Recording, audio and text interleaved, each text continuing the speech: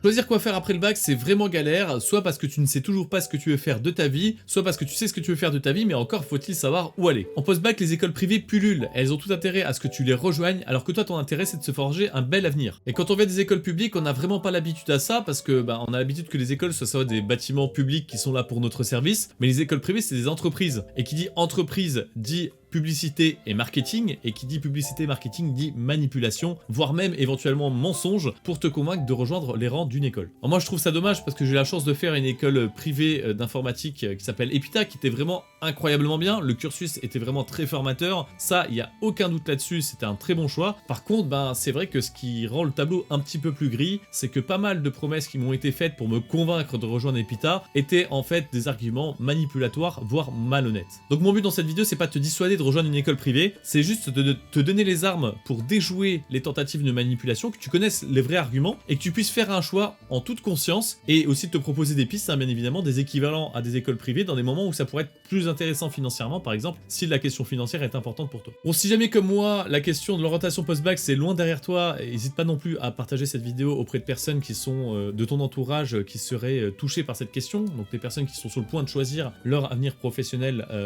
notamment sur admission post-bac, il me semble que ça s'appelle. En faisant les recherches pour cette vidéo, il y a quelque chose qui m'a frappé. J'ai été sur les sites de plusieurs écoles privées, parce qu'il y a beaucoup d'écoles privées, je sais pas comment ça fonctionne. Et il y a un truc qui m'a frappé, c'est que sur leur site web, il est toujours difficile de savoir au premier coup d'œil où sont les tarifs de l'école. Donc ça va les tarifs se trouvent dans un sous-menu, donc faut mettre la souris sur un menu pour que ça déroule, un truc déroulant, et on peut cliquer sur tarifs. Déjà dans le truc un petit peu moins honnête, ça se trouve le menu déroulant où il y a les tarifs, il y a un mot-clé qui a rien à voir avec ce qu'on peut attendre de là. On s'attendrait pas à trouver les tarifs à cet endroit-là. Typiquement, genre, je sais plus quel site, mais c'était sous l'onglet pédagogie qui avait les tarifs, rien à voir en fait. Et il y a même d'autres écoles où la page des tarifs n'est pas accessible depuis la page d'accueil. Alors on tombe facilement dessus, heureusement, via Google, parce que je pense que c'est une page que les gens cherchent beaucoup. Mais par contre, c'est vrai que depuis la page d'accueil, c'est pas accessible. Donc ça montre bien que les écoles privées, elles ont un problème avec l'argent. Et en vrai, ce problème, il peut se comprendre parce qu'en fait, on vient, pour la plupart d'entre nous, tous de cursus publics où en fait, on a eu un enseignement gratuit ou quasi gratuit. Et donc ces écoles privées post-bac, elles ont pour lourde tâche de nous faire avaler,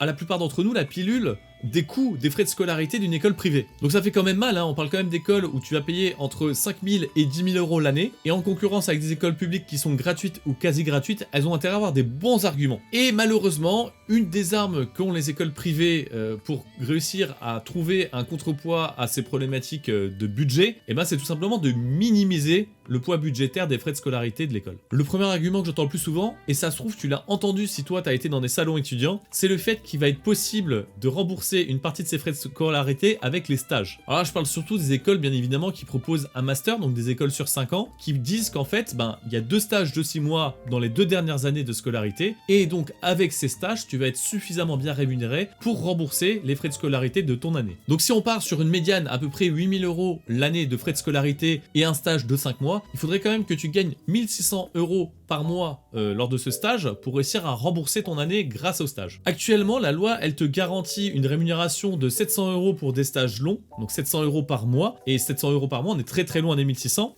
Éventuellement, tu peux espérer monter au-dessus de ces 700 euros lors de ton stage de fin d'études, qui souvent est un stage de pré-embauche, et notamment dans l'informatique, typiquement, qui est un peu mon domaine de prédilection.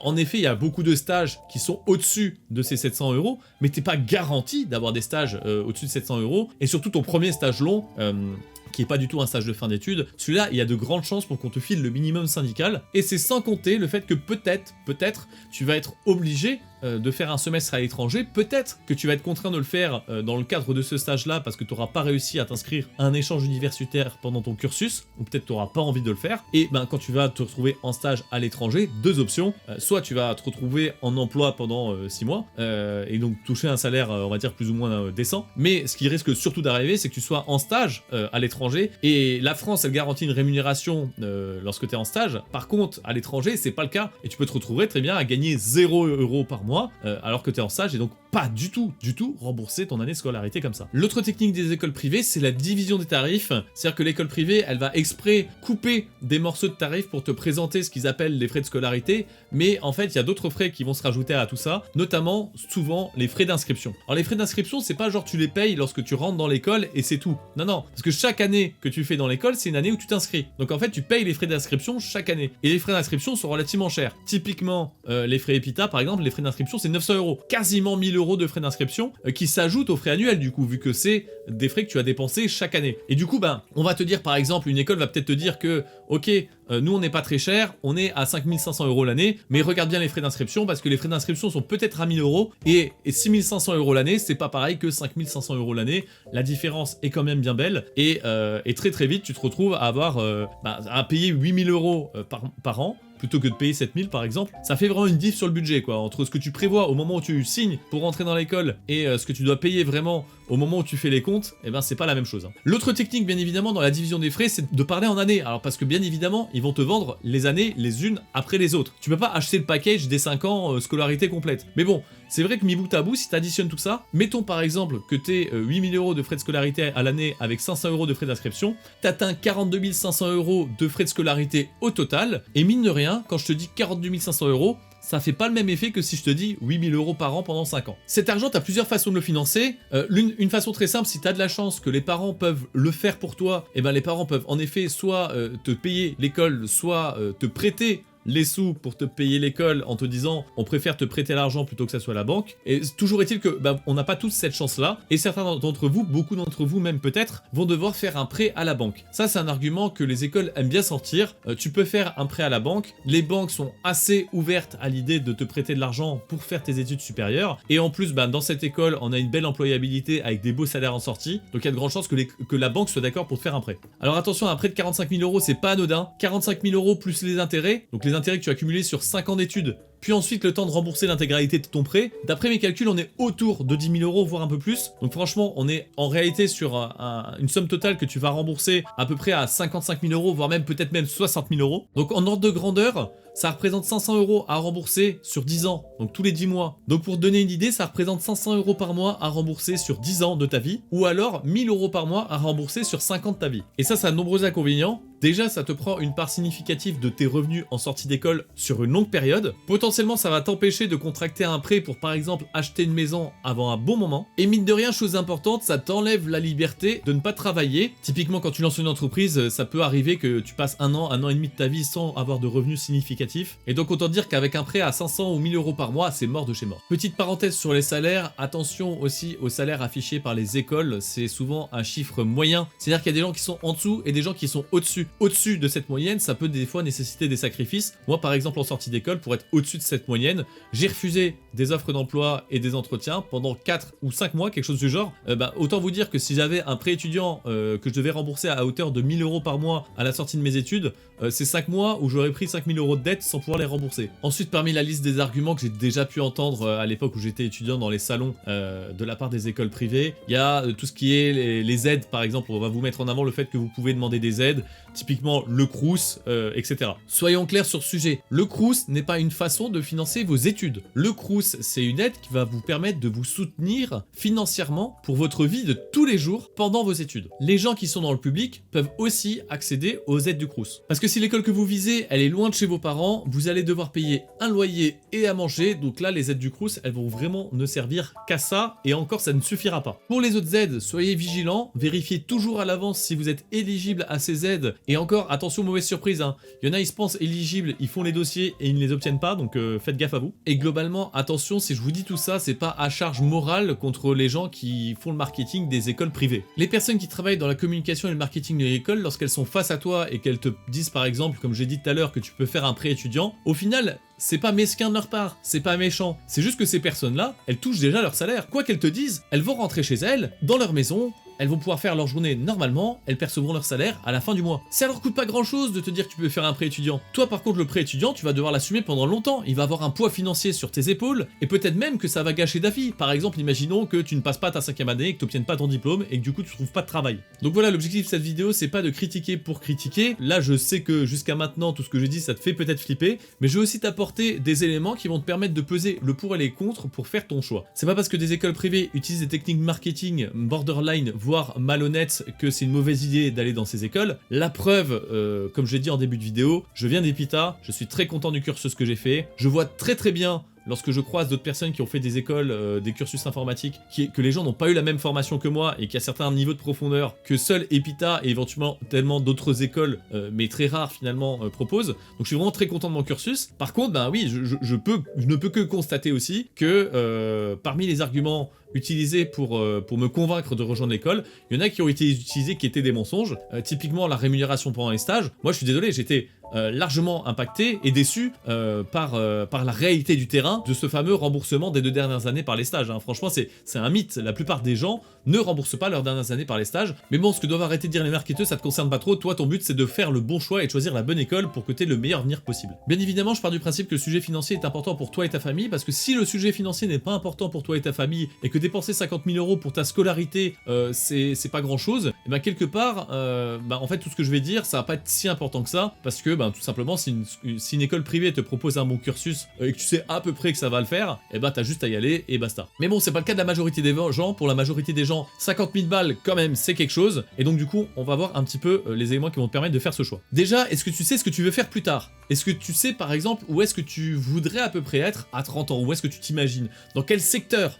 En train de faire quelle activité? Moins t'es sûr de toi là-dessus, et plus ça va être dangereux d'aller en école privée. Ça veut dire que professionnellement, tu vas te découvrir dans les années qui viennent. Au début de l'âge adulte, on a tendance à beaucoup se découvrir, et il n'est pas impossible que, vu que t'es pas sûr aujourd'hui, tu changes de branche une fois ou deux pendant ta scolarité. Si tu commences ta scolarité dans une école privée et que tu payes 10 000 € ta première année, mais qu'en cours de route tu te rends compte que c'est pas du tout ce que tu veux faire, bah tu vas continuer ta scolarité avec une dette de 10 000 € à rembourser sur les épaules. Potentiellement même, tu vas devoir arrêter tes études pour travailler pour rembourser cette dette, et ça risque de durer 1, 2 ou 3 années. Et pendant ce temps-là, plus tu vas prendre de l'âge, plus tu vas avoir envie de quitter le cocon familial. Donc il y a beaucoup de personnes qui se retrouvent dans cette situation et qui finissent par ne plus du tout faire d'études et qui continuent simplement à travailler. Donc maintenant, imaginons, tu sais ce que tu veux faire. Est-ce que tu as identifié en quoi ça serait plus intéressant d'aller dans une certaine école privée plutôt que d'aller dans le public? Je te conseille de sélectionner très consciemment les raisons pour lesquelles tu veux aller dans une école privée plutôt que d'aller dans le public. Par exemple, est-ce qu'il y a des cours de spécialisation qui t'intéressent qu'il n'y a que dans cette école? Ou par exemple, est-ce que quantitativement, il y en a plus que dans l'école publique? Y a-t-il des options dans le cursus qui n'existent que dans cette école privée? Ou alors est-ce que c'est par exemple le réseau d'anciens, la réputation de l'école ou les salaires en sortie qui te font de l'œil? Dans tous les cas, quelles que soient ces raisons, je te conseille fortement d'aller fact-checker les choses. Par exemple, si c'est le réseau d'anciens qui t'intéresse, essaye de trouver des anciens de l'école que tu vises sur LinkedIn et interroge-les sur le cursus déjà. Est-ce que ça leur a plu? Est-ce qu'ils le recommanderaient? Est-ce que le réseau des anciens est actif? Est-ce que le réseau des anciens est soudé? En fait, la plupart des questions pourraient être répondues si tu contactes au hasard des anciens de l'école et que tu obtiens des réponses de leur part. Il faut avoir conscience que 50 000 € c'est beaucoup pour vous, mais en réalité cet argent-là, les écoles privées, elles en ont besoin pour vivre. Ce que je veux dire par là, c'est qu'une école publique, elle va dépendre de l'État et non pas de votre argent pour vivre, alors que les écoles privées, elles dépendent de votre argent. Donc en fait, techniquement parlant, si vous avez au moins aussi bien que dans le public, c'est déjà pas mal. Sauf que vous avez aucun intérêt à payer 50 000 balles pour avoir la même chose que ce que vous pourriez avoir gratuitement. Donc c'est important que tu identifies les bénéfices que tu vas en tirer de cette école, parce qu'en fait des bénéfices, finalement tu vas en avoir quelques-uns, bénéfices forts qui sont importants pour toi et qui justifient que tu dépenses cet argent. Ne te mets absolument pas en tête que tout sera mieux que dans le public, c'est pas vrai, tu vas être déçu. Donc comme je l'ai dit, l'important c'est de fact-checker tout ce qui est important pour toi, de vérifier que c'est pas de la poudre aux yeux. Assure-toi en essayant de trouver des sources indépendantes de l'employabilité des élèves qui sortent de cette école. Par exemple, essaye de trouver le taux d'embauche en sortie d'école via une source externe. Aussi, réfère-toi à la valeur brute du diplôme.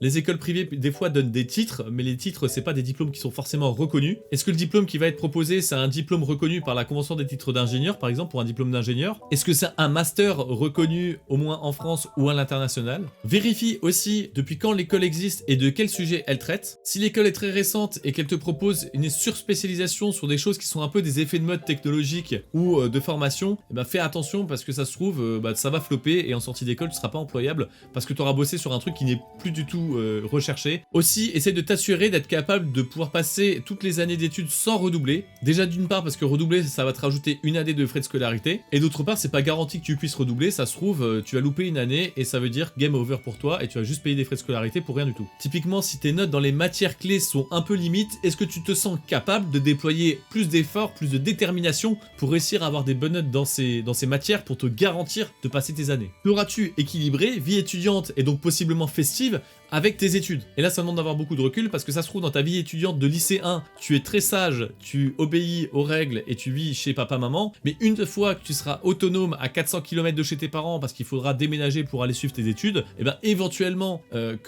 ayant pour seule influence les autres, ayant une vie sociale plus riche, tu auras envie de sortir et de faire la fête. Donc essaie de prendre en compte ce facteur avec des divertissements vachement plus attrayant? Est-ce que tu serais capable quand même d'avoir de l'autodiscipline pour étudier correctement tes matières? Le troisième point, quoi que tu vises, essaye au moins de faire l'exercice de te trouver un chemin qui soit dans le public. Ça te permettra de vraiment comparer ce que tu vas gagner à aller dans le privé plutôt que d'aller dans le public. Je pense notamment à des cursus en apprentissage dans le public. À la différence de suivre une école privée qui, elle, va te coûter de l'argent, aller en apprentissage, ça va te permettre d'en gagner. En plus, les années d'expérience que tu as en apprentissage sont valorisables dans ton CV comme des vraies expériences professionnelles. Donc dans un cas, tu arrives sur le monde du travail avec 50 000 € de dette à rembourser à la banque. Dans l'autre cas, tu as peut-être même un peu d'argent de côté. Tu as 2 ans d'expérience déjà valorisable sur ton CV, donc tu es déjà mieux employable normalement en théorie parce que tu as plus d'expérience professionnelle.